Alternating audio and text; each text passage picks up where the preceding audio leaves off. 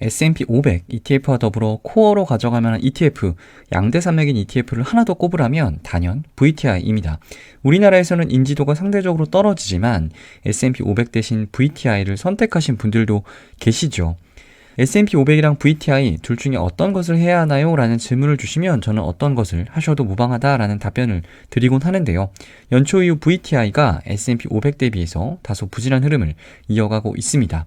오늘은 그 이유가 무엇인지 정리해 보려고 합니다. 글로벌 주식시장 진짜 어떻게 흘러갈지 모릅니다. 영원할 것만 같았던 기술주 부진이 길어지고 있고요. 개인 투자자들에게는 한물간 투자처라고 여겨졌던 에너지나 금융주들이 날아가고 있죠. 이처럼 주식시장을 감히 전망하는 것은 오만에 가깝기 때문에 예측하려 들지 말고 그냥 모든 주식을 보유하라 라고 이야기한 사람이 바로 이 사람이죠. 존 보글이라는 사람이고요. 뱅가드의 창립자이기도 합니다. 창립자의 철학 때문인지 몰라도 뱅가드 같은 경우는 테마 ETF가 거의 없어요. 그래서 최근 1, 2년 사이에 해외 ETF 시작한 분들이라면 이 뱅가드보다는 글로벌 X나 이런 운용사들이 조금 더 익숙할 수가 있는데요. 뱅가드는 순자산 규모 기준으로 미국 2위의 자산 운용사입니다. 참고로 1위는 iShares라는 브랜드를 쓰고 있는 블랙락입니다. 뱅가드는요, 다양한 패시브 ETF를 가지고 있지만 존 보글의 투자 철학을 가장 잘 대변하고 있는 ETF가 바로 VTI입니다. 뱅가드 홈페이지에서 그대로 긁어온 VTI ETF 정보인데요. 홈페이지 구성도 굉장히 심플하죠. 뭔가 뱅가드스러운 그런 느낌이 있습니다. VTI는 모든 주식을 소유하기 위해서 만들어진 ETF라고 보시면 되고요. 기초지수는 요거를 추종하는데 이 기초지수의 구성 종목은 약 4천여 개가 됩니다.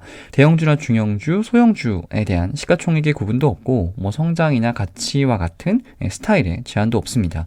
지금은 상대적으로 VTI ETF 내에 성장주 비중이 살짝 높긴 합니다만 VTI가 임의로 성장주 비중을 늘린 것은 아니고요. 최근 2, 3년 동안 성장주들 시가총액이 커졌기 때문이겠죠. 시장이 어떻게 흘러가든 그저 시장의 흐름에 몸을 맡기는 ETF라고 보시면 됩니다. VTI를 매수하시면 간밤에 미국에서 어떤 일이 벌어졌는지 전혀 신경 쓰실 필요가 없죠. 당연히 VTI로는 초대박은 기대할 수는 없습니다. 다만 평타 이상은 늘 쳐줄 수 있는 ETF다라고 보시면 될 것 같습니다.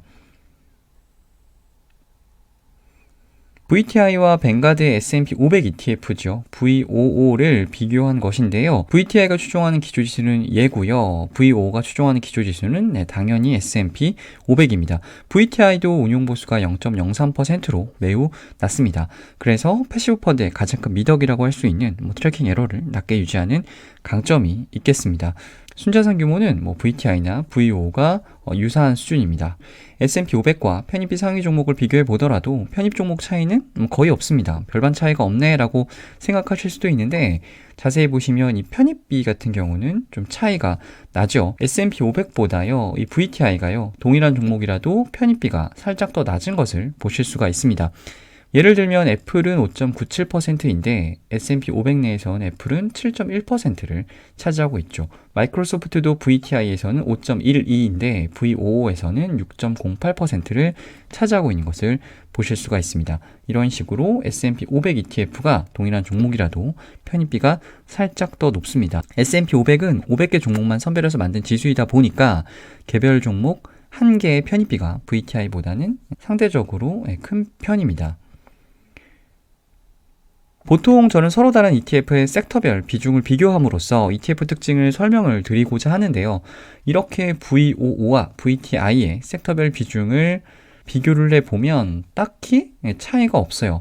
가장 크게 차이가 나는 섹터가 커뮤니케이션 서비스 섹터인데 이마저도 0.8%포인트 수준밖에 안 되죠. 1%포인트가 채 되지 않습니다. 11개 섹터를 나란히 나열해봐도 차이가 거의 없어 보이는데 그런데 시가총액 기준으로 포트폴리오를 구분해보면 그 차이가 드러납니다. S&P 500, 즉 VOO는요. 소형주 비중은 전혀 없고요. 중형주 비중도 15%에 불과하고 나머지는 전부 다 대형주입니다. 반면 VTI는 모든 주식을 담고 있는 만큼 상대적으로 중소형주 비중이 높죠. 중형주와 소형주를 다 더하면 28% 정도가 정도가 됩니다. 28%와 17% 그렇게 크게 차이가 날까 싶은데요.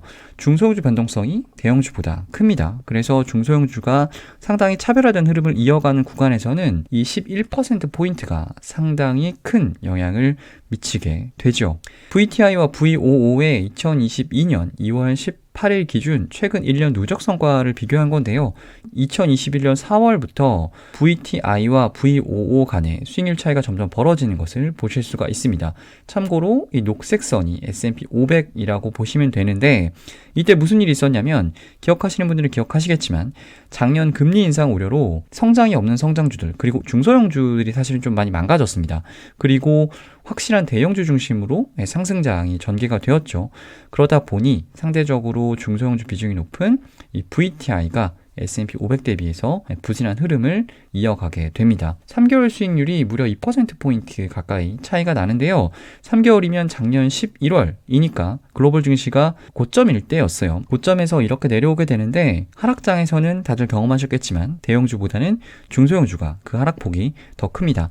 역시나 중소형주가 더 부진하다 보니 최근 3개월도 VTI가 S&P 500보다 좀 부진한 모습을 볼 수가 있죠. 중소형주가 대형주 대비해서 뚜렷한 약세를 보이는 기간 1년 이상 지속되다 보니까 1년 수익률이 이렇게 벌어집니다. S&P 500은 12.92%인데 VTI는 8.39%, 4%포인트가 넘게 벌어져 있으니까 상당히 많이 벌어진 거라고 보시면 됩니다. 중소형주 성과에 따라서 VTI와 S&P 500의 성과가 갈린다라는 것을 조금 더 길게 보여드리려고 하는데요. 여기 보시면 IWM이란 ETF의 성과를 하나 더 넣어놨습니다. VTI와 VO뿐만 아니라 IWM이라는 ETF의 성과를 하나 더 넣어놨는데, IWM은 러셀 2000 지수를 추종하는 인덱스 ETF입니다.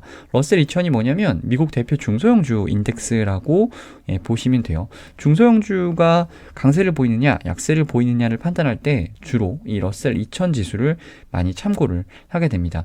제가 앞에서 이런 표를 보여드렸었는데, 러셀 2000 지수를 이런 식으로 구분을 하면 스타일별로 보면 가치나 혼합, 성장에 골고루 섞여 있긴 하지만 소형주가 대부분인 것을 보실 수가 있죠. VTI와 VO, 그리고 미국 대표 중소형 지수인 러셀 2000을 추종하는 ETF IWM의 연도별 수익률을 2012년부터 2022년 연초 이후까지 쭉 나열해 본 건데, S&P 500이 러셀 2000보다 수익률이 좋을 때는 VO가 VTI보다 성과가 좋습니다. 2012년, 2013년, 그리고 2016년, 2022년, 2021년, 그리고 올해 연초 이후가 그러한 해이고요. 반대로 S&P 500이 러셀 2000보다 수익률이 나쁠 때는 S&P 500보다 VTI가 성과가 더 좋습니다.